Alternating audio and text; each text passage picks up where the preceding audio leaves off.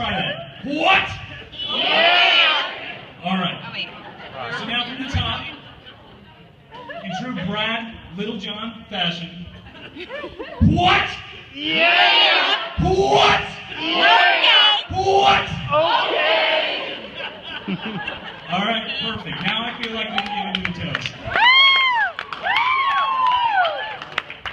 Okay. First of all, we need to give a big round of applause, and I want everybody to get really rowdy. I need to compliment the bride. Kristen, don't you look amazing?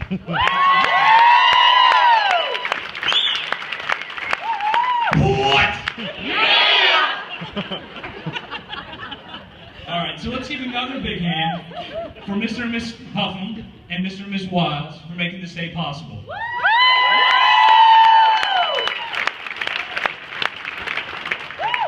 Okay. I think I speak for everyone in this room when I say we are truly honored to be a part of this big day. So next, I wanted to say, let's give a big hand for the bridesmaids. They look amazing as well. Truly beautiful. And lastly, let's hear it from my fellow groomsmen. Big round of applause. Now, Brad, I'm not sure you could have assembled an odder looking group. When you look at these pictures, you're really going to question your choices. We look more like a random checkout line at Home Depot on a Saturday than like we belong in a wedding. So let me introduce myself. My name is Nick. I'm married to Brad's younger, smarter, more beautiful sister, Ashley.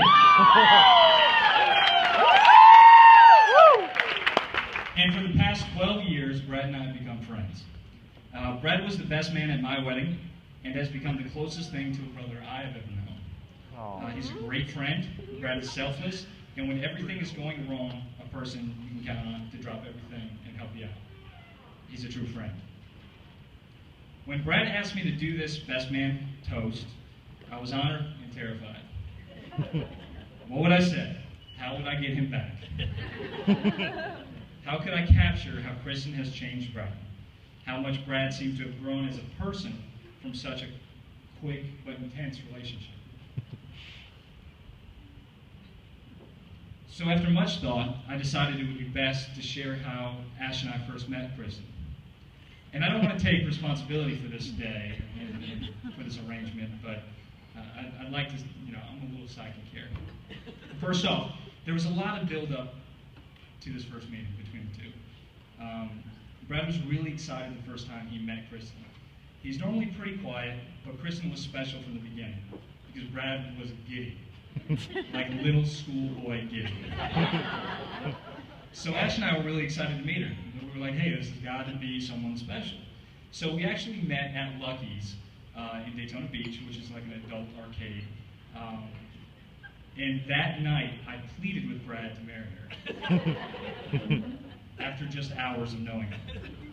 I took off my ring and I told him to propose right now. I was pretty drunk. But so were they. And Kristen was okay with it. So I took off my ring to propose. And for starters, the obvious, Kristen was beautiful. She's stunning, just easy on the eyes. Brad had done good. I was proud of him. But more than being gorgeous, she has a personality. And was his age. Brad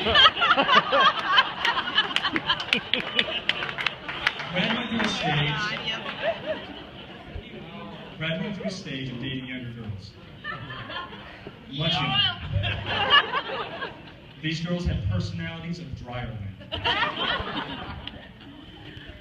But Brad couldn't help it. He attracted that type. His big truck, big tires, shiny rims, loud stereo attracted him like mosquitoes to a bug light. So for a period of time, his truck's nickname was actually the Magic School Bus. I'm not sure if you knew that, Kristen.